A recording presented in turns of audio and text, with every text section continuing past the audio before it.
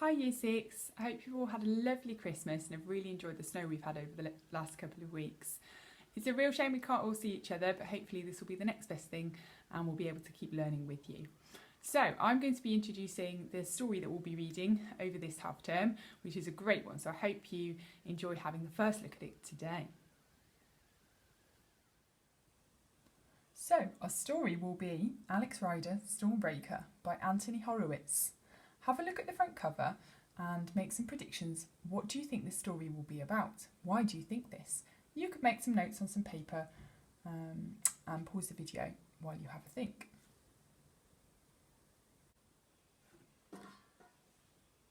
Let's have a look at the blurb on the back.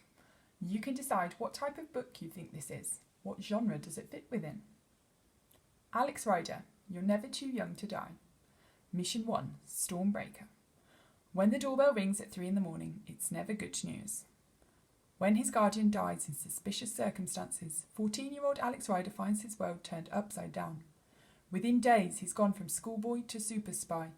Forcibly recruited into MI6, Alex has to take part in grueling SAS training exercises. Then, armed with his own special set of secret gadgets, he's off on his first mission. But Alex soon finds himself in mortal danger. It looks as if his first assignment may well be his last. So, what sort of genre do you think this book is?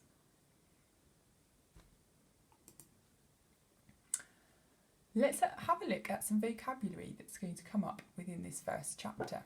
Can you read these tricky words? Accident, which means an unfortunate event that is not planned by anyone. Identity, all those things that a person is known for, their characteristics, their character. What is the root word in the next word? Instantly. Well done if you spotted it was instant, which means a short moment in time. Instantly is therefore an adverb. It's got the ly ending, meaning at once or immediately. What spelling word can you see in the word new? Well done if you spotted it was a silent letter word. Mrs. Green's going to explain a bit more about that in her spelling lesson this week.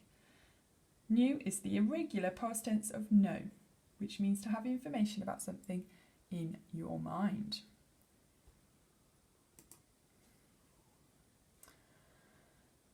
So our learning objective today is to retrieve and record information. And we are going to retrieve and record information about Alex Rider in the first part of the chapter.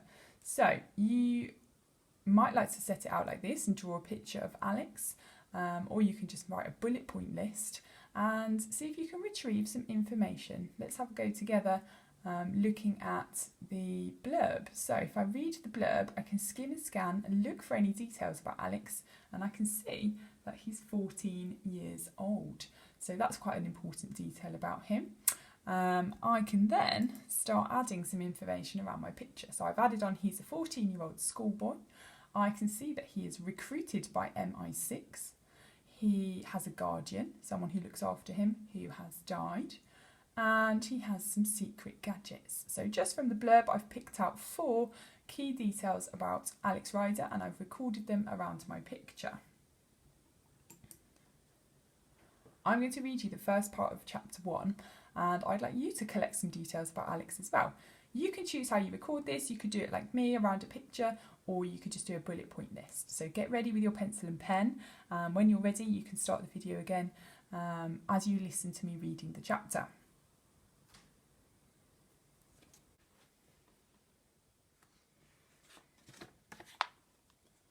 Chapter 1, Funeral Voices. When the doorbell rings at 3 in the morning, it's never good news. Alex Rider was woken by the first chime. His eyes flickered open, but for a moment he stayed completely still in his bed, lying on his back with his head resting on the pillow. He heard a bedroom door open and a creak of wood as somebody went downstairs. The bell rang a second time and he looked at the alarm clock glowing beside him. 3:02 a.m. There was a rattle as someone slid the security chain off the front door. He rolled out of bed and walked over to the open window, his bare feet pressing down the carpet pile. The moonlight spilled onto his chest and shoulders. Alex was 14, already well built with the body of an athlete. His hair, cut short apart from 2 thick strands hanging over his forehead, was fair. His eyes were brown and serious. For a moment he stood silently, half hidden in the shadow, looking out. There was a police car parked outside. From his second-floor window, Alex could see the black ID number on the roof and the caps of the two men who were standing in front of the door. The porch light went on, and at the same time the door opened. "Mrs. Ryder?" "No, I'm the housekeeper. What is it? What's happened?" "This is the home of Mr. Ian Ryder." "Yes, I wonder if we could come in." And Alex already knew. He knew from the way the police stood there, awkward and unhappy, but he also knew from the tone of their voices. Funeral voices. That was how he would describe them later. The sort of voices people use when they come to tell you that someone close to you has died. He went to his door and opened it. He could hear the two policemen talking down in the hall, but only some of the words reached him. "A car accident. Called the ambulance. Intensive care. Nothing anyone could do. So sorry." It was only hours later, sitting in the kitchen, watching as the grey light of morning bled slowly through the West London streets, that Alex could try to make sense of what had happened. His uncle, Ian Ryder, was dead. Driving home, his car had been hit by a lorry at Old Street Roundabout, and he had been killed almost instantly. He hadn't been wearing a seatbelt, the police said, otherwise he might have had a chance. Alex thought of the man who had been his only relation for as long as he could remember. He had never known his own parents. They had died in an accident, that one a plane crash, a few weeks after he had been born. He had been brought up by his father's brother. Never uncle. Ian Ryder had hated that word, and had spent most of his 14 years in the same terraced house in Chelsea, London, between the King's Road and the river. But it was only now Alex realised just how little he knew about the man. A banker. People said Alex looked quite like him. Ian Ryder was always travelling. A quiet, private man who liked good wine, classical music and books, who didn't seem to have any girlfriends.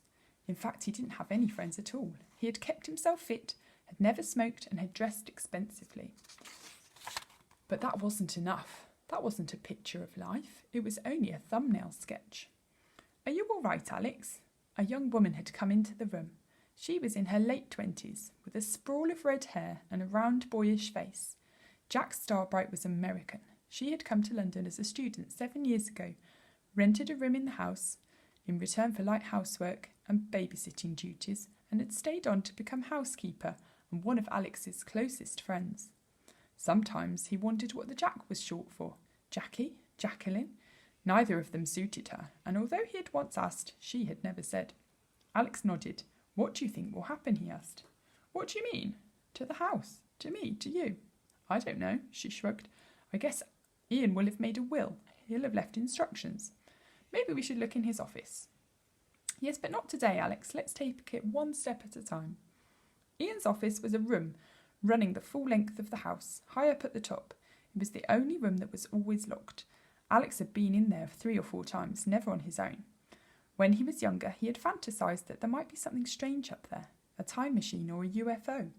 But it was only an office with a desk, a couple of filing cabinets, shelves full of papers and books. Bank stuff, that's what Ian said. Even so, Alex wanted to go up there now, because it had never been allowed. The police said he wasn't wearing a seatbelt. Alex turned to look at Jack. She nodded. Yes, that's what they said. Doesn't that seem strange to you? You know how careful he was. He always wore his seatbelt. He wouldn't even drive me round the corner. No, without making me put mine on. Jack thought for a moment, then shrugged. "Yeah, it's strange," she said, "but that must have been the way it was. Why would the police have lied?" An interesting question to finish with today. You can have a think about that. Why would the police have lied? Do you think it seems a little bit strange? Now that we've heard the first part of chapter 1, I'm going to give you a quiz and see if you picked out enough of the key details with your recording to answer some quiz questions. So, let's start with some Chili 1 quiz questions, and you can write down the answers. Number 1, what colour is Alex's hair? Number 2, what colour are Alex's eyes? 3, where does Alex live? 4, who does Alex live with? 5, who is Alex's closest friend?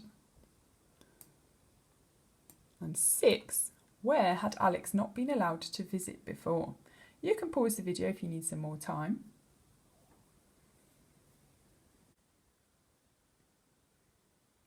Okay, when you're ready, you can mark your answers. So, question 1, what colour is Alex's hair? The answer was fair. 2, what colour are Alex's eyes? The answer was brown. 3, where does Alex live? The answer was Chelsea in London. Who does Alex live with? You could have half a point for Ian Ryder, his uncle, and half a point for Jack Starbright, his housekeeper. Alex's closest friend was Jack Starbright. And where had he not been allowed to visit? It was Ian Ryder's office. How many marks did you get out of 6? Well done if you got full marks. Excellent stuff. Okay, this is the end of today's reading lesson. Thank you for tuning in, and I look forward to seeing you next lesson.